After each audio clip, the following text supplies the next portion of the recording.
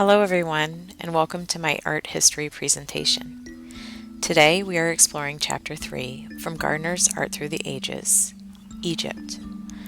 Let's look at the timeline for Egypt and how it compares to our first two chapters. Chapter 1 took us through prehistory. We studied Paleolithic era, when humans lived in hunter-gatherer groups. The Mesolithic era was defined by the domestication of the dog and intensified food gathering. The Neolithic era was a time of agriculture and domestication of livestock.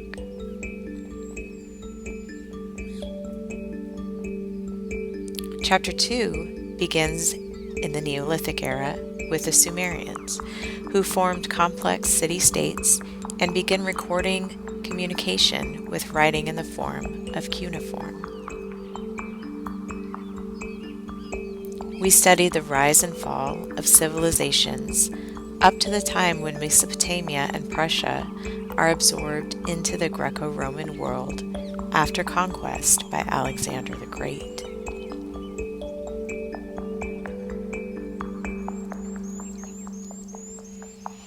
In today's presentation, we turn our focus to Egypt. Notice that we have returned to the Neolithic era as our starting point. In Egypt, this is the pre-dynastic and early dynastic period.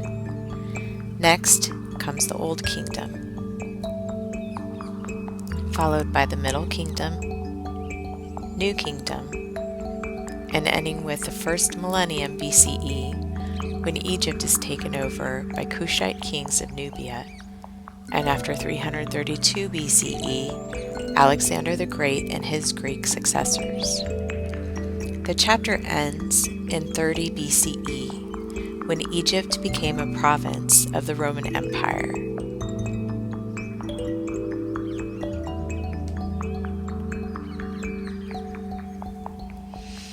Now that we have an overview of the time span we are studying in this chapter, let's start with a map of Egypt.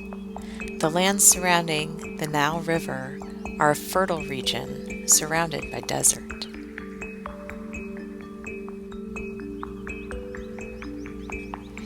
Key to our understanding hieroglyphic writing is the Rosetta Stone. In 1799, on a military expedition to Egypt, Napoleon Bonaparte took with him a large team of scholars who discovered the Rosetta Stone. This provided the key to deciphering Egyptian hieroglyphic writing. The stone bears an inscription in 3 languages: Greek, Late Egyptian, and hieroglyphic. Scholars deduced that hieroglyphs were not simply pictographs, but the signs of a once spoken language. The ability to read hieroglyphic inscriptions revolutionized the study of Egyptian civilization and art.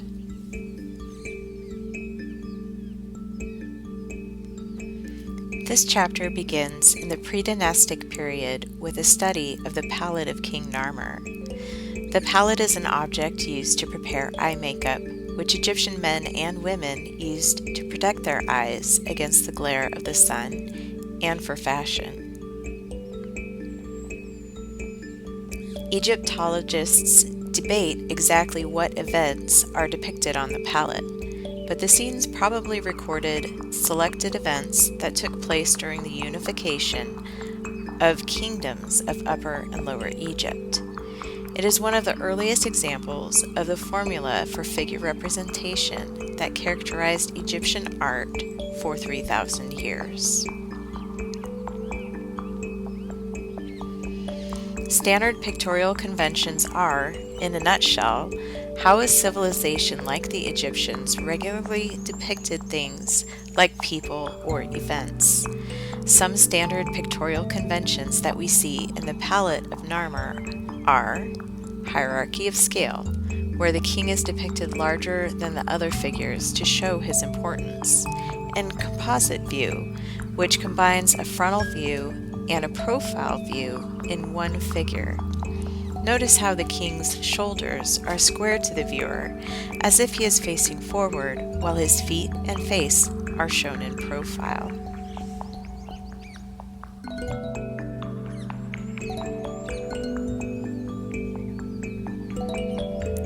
Egyptians did not make the sharp distinction between body and soul. They believed that from birth, a person possessed a kind of other self, the Ka, which, on the death of the body, could inhabit the corpse and live on. They built elaborate tombs to house the Ka in the afterlife. Mastabas are rectangular structures with sloping sides, erected over a burial chamber. Mastabas were not only for kings. Here we see the mastabas of Imhotep, who was the master builder for King Djoser of the 3rd dynasty. Mastabas should not be confused with the ziggurats of Mesopotamia. Unlike a ziggurat, Djoser's pyramid is a tomb, not a temple platform. Its dual function was to protect the mummified king and his possessions, and to symbolize his absolute and godlike power.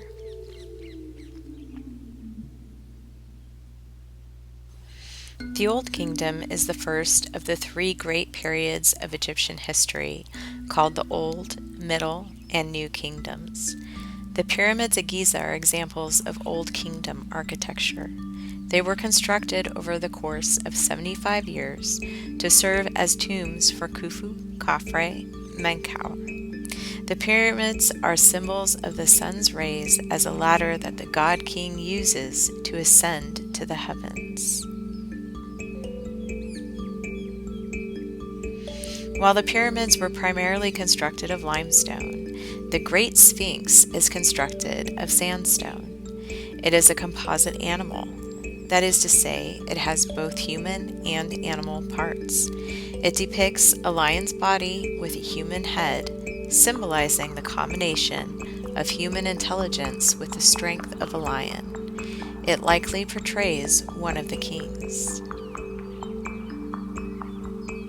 For the most part, Egyptians used strict conventions when portraying royalty and did not change for roughly 3,000 years. Notice in this sculpture of Khafre the rigid formal pose, and he wears a simple kilt while sitting on a throne of 2 lions' bodies.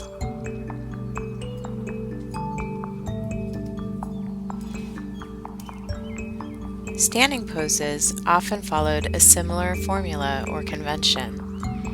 The pose is rigid with arms hanging straight down close to the body. The hands are clenched in fists and one leg is slightly advanced. In this example, one of the women's arms circles the king's waist and the other rests on his upper arm, indicating their married status and/or shared divinity.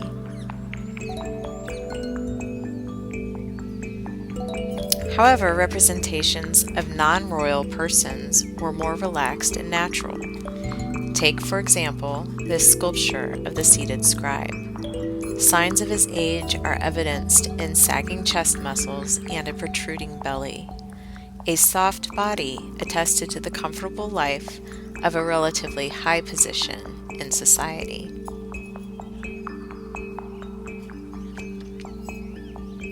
Egyptians believed in the eternal existence of a person's Ka, or life force. The afterlife was not just for royalty. The painted limestone relief scenes shown here decorated the walls of the mastaba of a 5th dynasty official. Basic conventions of Egyptian figure representation used a half a millennium earlier appear again here. T is represented much larger than the other figures and in composite view. Contrast this with the smaller scale and more natural poses of his men.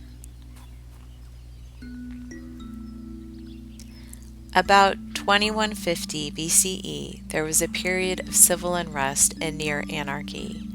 But in 2040 BCE, the king of Upper Egypt managed to unite Egypt again under a single ruler and established the Middle Kingdom, which lasted 400 years. Rock-cut tombs were characteristic of Middle Kingdom funerary architecture.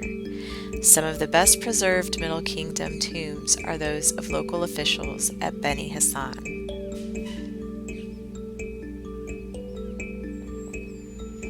One notable change in sculpture is a shift towards realism, as we see here in the portrait of Senusret III. The sculptor attempts to capture the king's likeness in the portrait. The bodies of the statues, however, continue to be idealized and keep with convention. During the New Kingdom, Egypt expands its borders deep into Nubia. The capital remains at Memphis, but Thebes in Upper Egypt rose to prominence in large part due to the growing importance of the god worshipped there, Amun-Re. It is during the New Kingdom that Egyptian kings became known as pharaohs.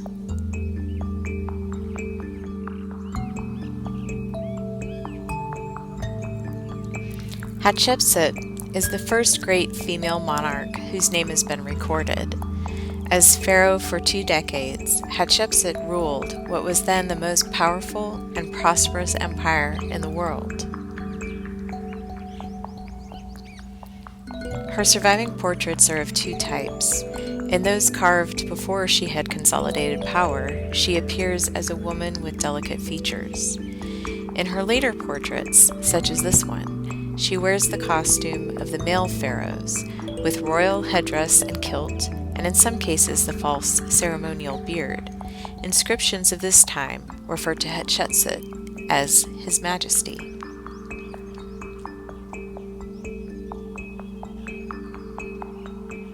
Mortuary temples provided the pharaohs a place for worshiping their patron gods during their lifetimes, and then served as temples in their own honor after their death.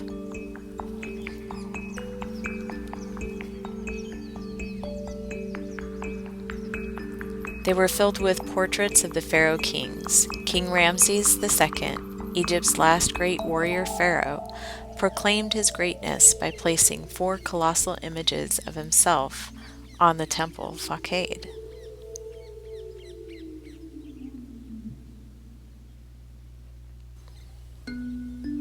These portraits are 65 feet tall and face south towards Nubia to intimidate Egypt's southern neighbor.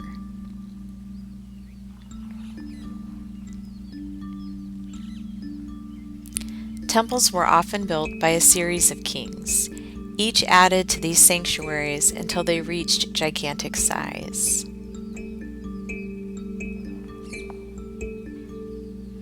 Temples followed axial plans.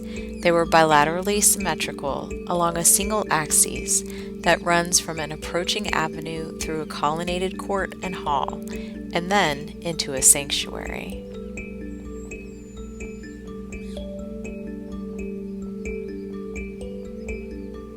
Pylons, or gateways, were typically covered with reliefs glorifying their rulers. Beyond the pylon was an open court with columns.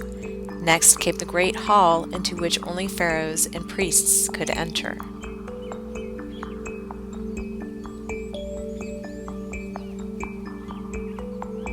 Last came the inner shrine, or hypostyle hall, a hall with a roof resting on columns.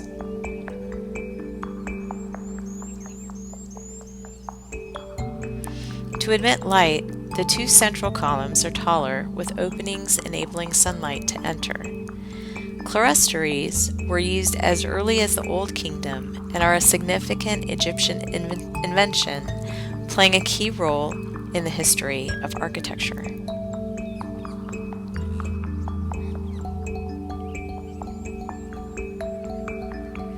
Block statues are popular in the New Kingdom because their large flat surfaces were well suited for the inscriptions and because their simple shapes were less susceptible to damage.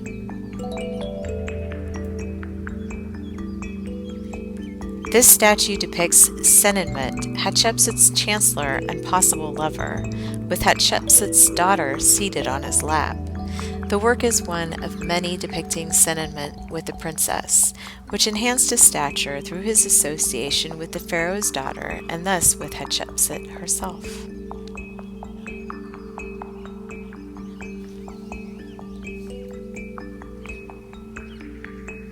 There are two types of frescoes. A fresco secco is a painting made on dry plaster, whereas a true fresco is a painting that is made on wet plaster, which is more durable because the paint adheres directly into the surface. Some of the best preserved mural paintings of the New Kingdom come from the Theban tomb of Nabaman, even though they are fresco secco.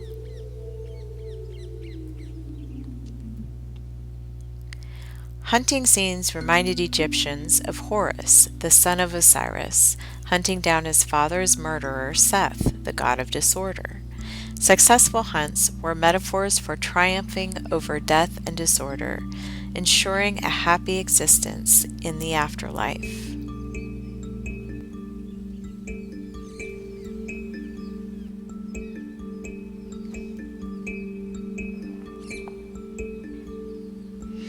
Not long after Nabaman, a revolution occurred in Egyptian religion and society.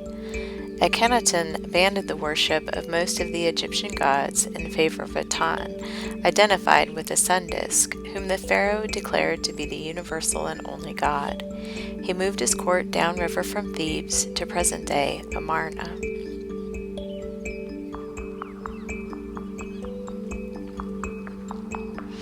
Painters and sculptors represented Akhenaten's god neither in animal nor in human form, nor in composite human-animal form, but simply as the sun disk emitting life-giving rays.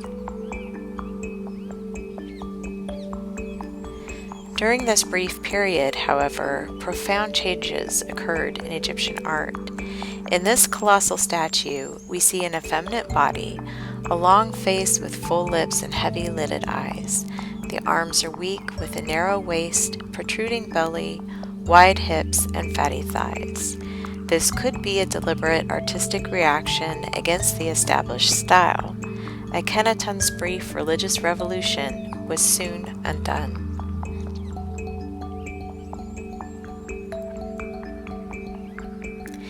Nefertiti, Akhenaten's queen, and Tia, his mother, were prominent in the art of the Amarna age. Letters survive from foreign rulers advising the young Akhenaten to seek his mother's counsel in the conduct of international affairs. Both sculptures reflect the new relaxation of artistic rules of the Amarna age.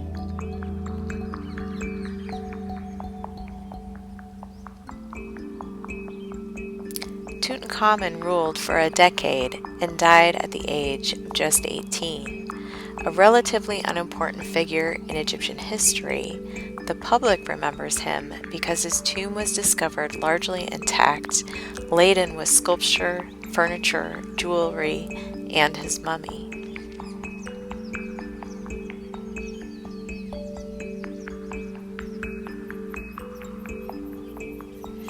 The Book of the Dead is an illustrated papyrus scroll